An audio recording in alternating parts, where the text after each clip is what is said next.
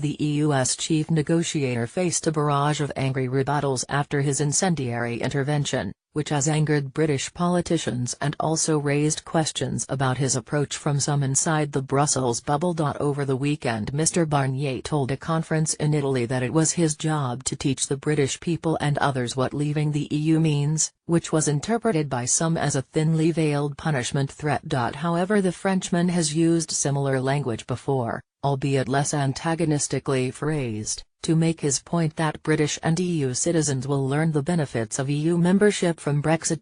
Nonetheless, this latest war of words will do little to reduce the rising temperature of the divorce negotiations, which have hit an impasse over the issue of the financial settlement. Mr Barnier and David Davis were openly at loggerheads during a tense and at times antagonistic press conference at the end of the latest round of talks on Thursday, with the row over the Brexit bill front and centre. And the Brexit secretary upped the ante further yesterday when he accused the EU Commission, but not his counterpart personally, of looking silly over its claims little progress is being made in the negotiations.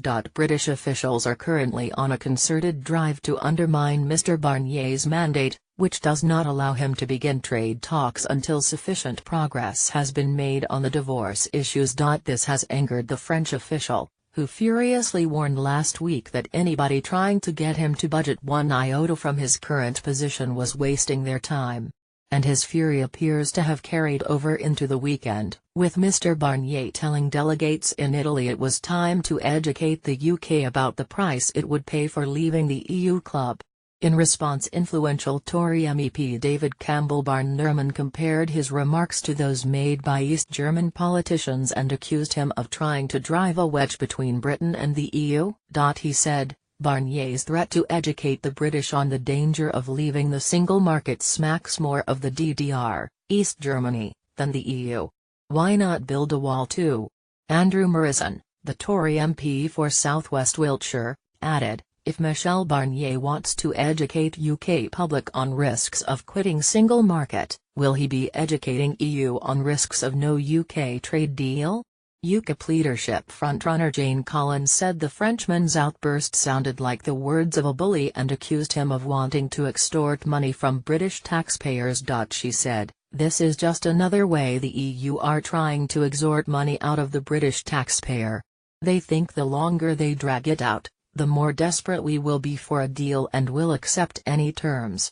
Well, Mr Barnier, I've news for you.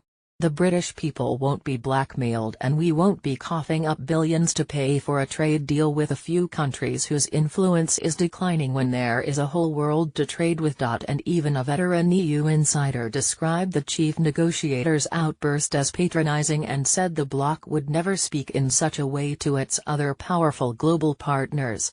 Monday, August 28, 2017. Here is a summary of the UK's main proposals. Franklin D. Hoos, a former judge on the European Court of Justice, said, patronising attitude in Brexit negotiation. Will EU Commission also explain trade impact to US and Chinese people?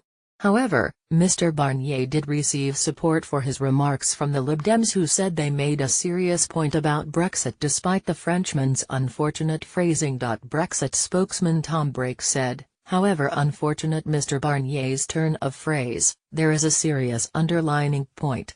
The claims by Brexiteers that leaving would be a dawdle and we could have our cake and eat it were the swindle of the century.